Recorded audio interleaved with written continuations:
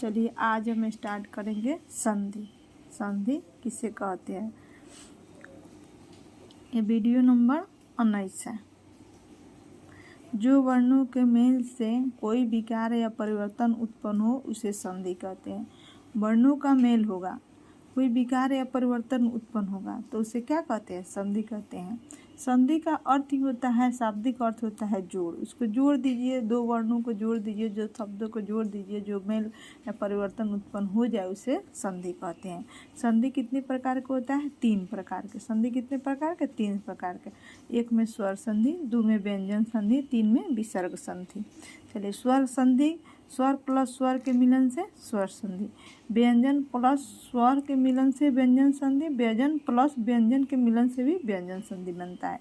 विसर्ग संधि, विसर्ग प्लस स्वर के मिलन से विसर्ग संधि। विसर्ग प्लस व्यंजन के मिलन से भी विसर्ग संधि। विसर्ग में स्वर मिले या व्यंजन मिले तो विसर्ग संधि बन जाए। व्यंजन में स्वर मिले या व्यंजन मिले तो व्यंजन संधि बनेगा। स्वर में सिर्फ स्वर ही मिलेगा तो स्वर संधि बनेगा। चलिए स्वर संधि कितने प्रकार का होता है, 5 प्रकार का होता है। स्वर संधि कितने प्रकार के, 5 प्रकार के। 1 में दीर्घ स्वर संधि, 2 में गुण स्वर संधि, 3 में वृद्धि स्वर संधि, 4 में यौन स्वर संधि, 5 में अयादी स्वर संधि।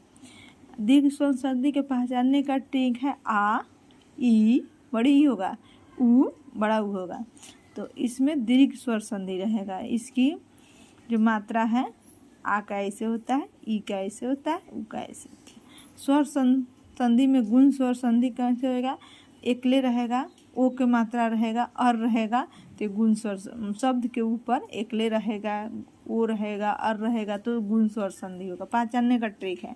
वृद्धि स्वर संधि में डबल एकले रहेगा, औ का मात्रा रहेगा तो वृद्धि स्वर संधि रहेगा। यौन स्वर संधि में य व र ल से पहले आधा व्यंजन आएगा तो यौन स्वर संधि रहेगा। अयादी स्वर संधि में ए, आय, औ, आओ सब छिपा रहेगा, उसमें पढ़ने में ए, आओ, औ सब छिपा रहेगा तो अयादी स्वर संधि होगा। चलिए अब देखिए दीर्घ स्वर संधि। दीर्घ स्वर संधि में आ, ई, उ, री ये रहेगा तो पता चल जाएगा दीर्घ स्वर संधि है।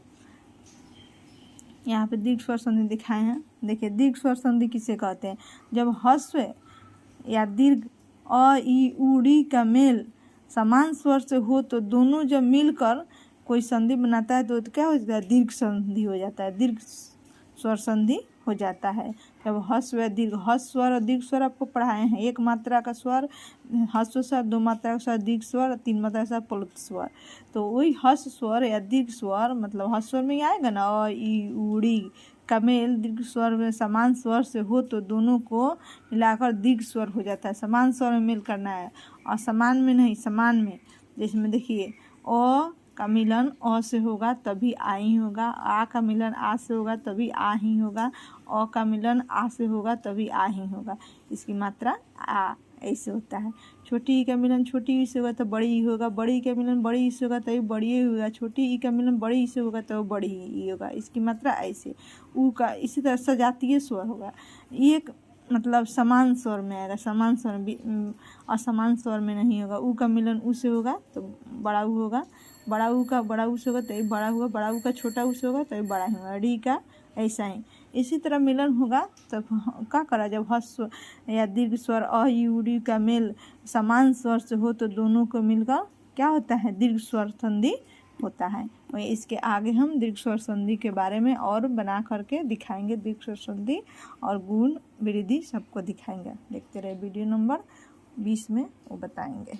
वीडियो नंबर 19 है।